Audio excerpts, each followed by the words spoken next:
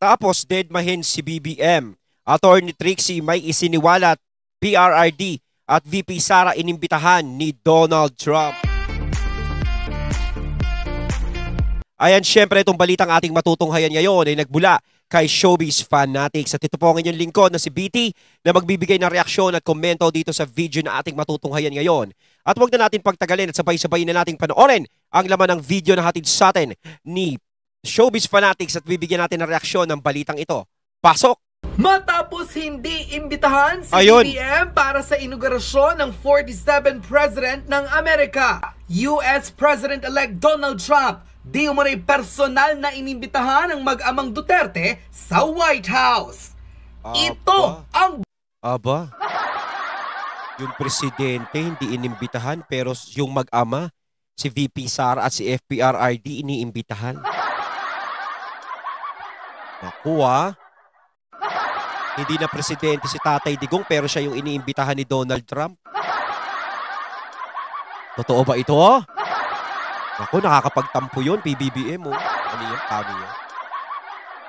Ikaw kasi, mahilig ka makinig kay Tambi. Balitang ibinahagi at isiniwalat ng former press secretary na si Attorney Trixie Cruz Angeles kung saan ibinalita sa kanyang live video na mismong ang kanyang mga source at di umano'y insider sa Department of Foreign Affairs ang nagbalita na walang balak imbitahin ni US President-elect Donald Trump si Bongbong Marcos sa kanyang inaugurasyon. Nako, may source to. Ayan hindi sa akin galing yan dyan, sa balitang yan. Ang mag-amang Rodrigo at Sara Duterte ang kanyang gustong makita sa pagbabalik di umano nito sa White House. Ay nako, nakakapagtampo yun. Mantakin mo ang gustong makita ni Donald Trump ay yung mag-amang Duterte.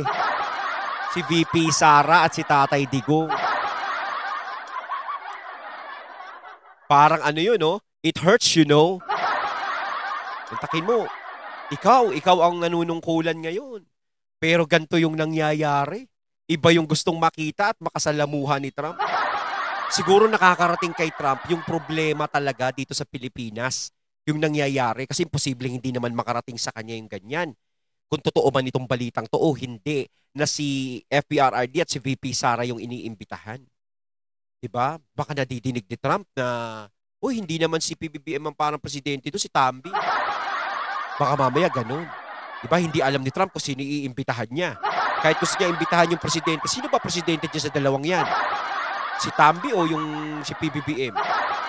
Kasi nga, laging nakikita sa exposure si Tambi.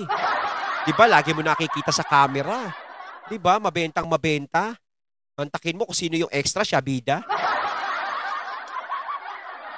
Umani ng samut-saring diskusyon sa social media ang balitang inilabas ng international media patungkol sa upcoming inauguration ni Donald Trump sa White House na mangyayari sa January 25th. Ayon mismo sa mga naging source ni Attorney Trixie, imbitado di umano ang mag-amang Rodrigo at Sara Duterte sa pagbabalik White House ng isa sa pinakamakapangyarihang pangulo ng mundo. Naku, ang tanong, pumunta kaya yung dalawa? Pero sa tingin ko, mas maganda kung pumunta yung dalawa. Diba? Ano kaya magiging reaksyon ng mga taong galit na galit sa kanila? Sigurado, naku, paano ngayon to? Malakas sa US yung mag-ama.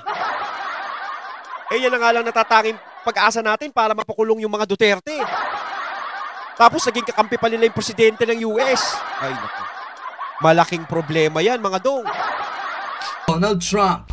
Ilang mga komentaryo ang nagbiro sa live ng attorney na si Trixie Cruz Angeles at sinabi nilang talagang hindi iimbitahin ni US President-elect Donald Trump ang Pangulong si Bongbong Marcos dahil di umano'y may nakapagtimbre na raw ito. Sa akin, hindi yan ang katwiran ko,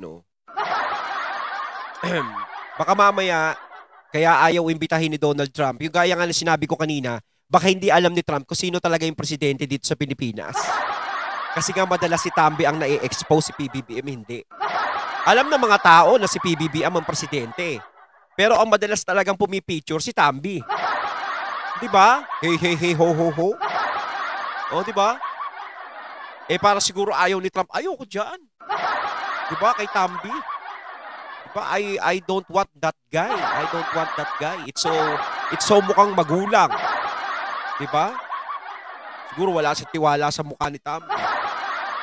Si PBBM, di niya maimbitahan. Di niya alam kung presidente talaga o ano ba? Si PBBM ba yung speaker? Si Tambi yung presidente? Para kasi magulo eh. Matatandang humanga noon kay former President Rodrigo Duterte ang US President na si Donald Trump matapos ang kanyang naging programa na labanan ang iligal na droga sa bansa. Gayon din ang samot-saring insurgency at terorismo na nangyayari sa Pilipinas na ginagawa rin naman ng dating mayor noon at Vice President ngayon na si Sara Duterte para panatilihing ligtas ang lungsod ng Davao. Panoorin ang big revelation ng former press secretary na si Attorney Trixie Cruz Angeles kung saan isiniwalat sa publiko na bukod sa kanyang mga source, ilang insider mula sa Department of Foreign Affairs ang nagbalita na kung si BBM ay dinedma raw ng Amerika. Mag-amang Rodrigo at Sara Duterte personal raw na inimbitahan ni US President Donald Trump sa kanyang inaugurasyon bilang 47th President of the United States of America. Veteran lawyer, Attorney Ferdinand Topacio, may isiniwalat sa di umunay kahihiyang sinapit ni President Marcos Jr. Narito't panoorin ng full video. Tinanggal niya ang mga Duterte sa NSC kasi di-imbitado sa inauguration ni President Trump. Ayun. Kasi si Trump hanga noon kay FPRD. Doon pa naman sana mag-excel si BBM kasi party-party yun. Okay. Well, I can say that yes, one of my sources at the Department of Foreign Affairs has confirmed to us that both VP Inday and the former President Duterte are invited to the inauguration of President Trump. The President Bongbong Marcos is not invited, nor is any of his family. Right. Now, bakit?